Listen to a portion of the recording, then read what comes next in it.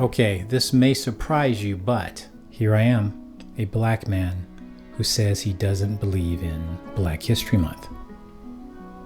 And here's why. When I was growing up in California, I remember celebrating Black History Day. Yeah, it was in the 1960s and they threw us a bone. Once again, things had gotten really bad for us and we were just tired of being pushed. So we began to speak up for ourselves. In groups. Sure, we had spoken up before.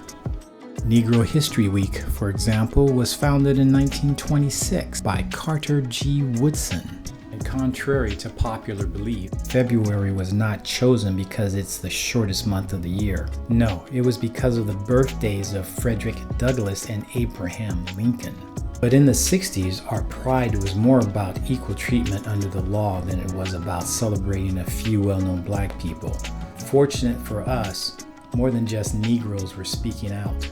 You had the nonviolent movement, neighborhood watch groups labeled as militant by local law enforcement and the federal government, the Black Panthers in particular.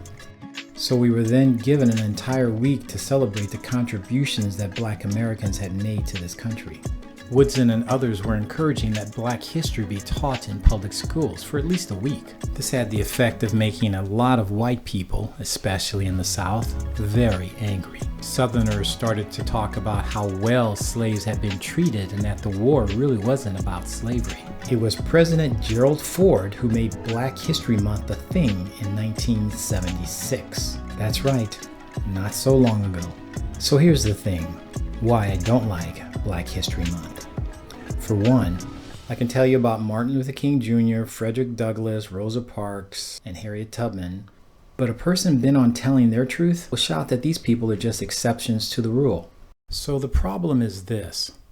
Americans are learning about the same well-known blacks for 1 month, while haters circulate their truth daily. From blacks being Native Americans to the first person to own a slave in America being a black man, making convincing arguments without real facts to back them up. Those not knowledgeable on the topic become easily influenced by those who speak the loudest. Celebrating 1 month for all the contributions blacks have made throughout history and now in modern times is insulting.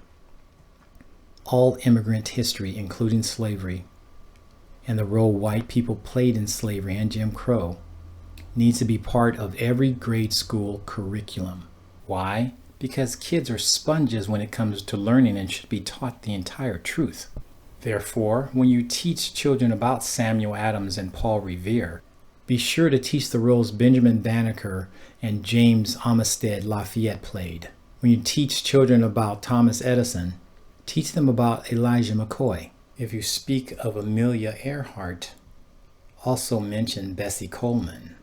When mentioning John Glenn, don't forget Katherine G. Johnson. If you mention Florence Nightingale, you cannot omit Susie King Taylor. If you teach of Robert Edwin Perry, you must also mention Matthew Henson. If you're going to explain history, teach the full history. If we do not counter disinformation or omitted facts, the lie becomes the truth. An educated society has always been able to think critically and seek out the truth. Then and only then will we become one nation. As it stands now, we are a house divided.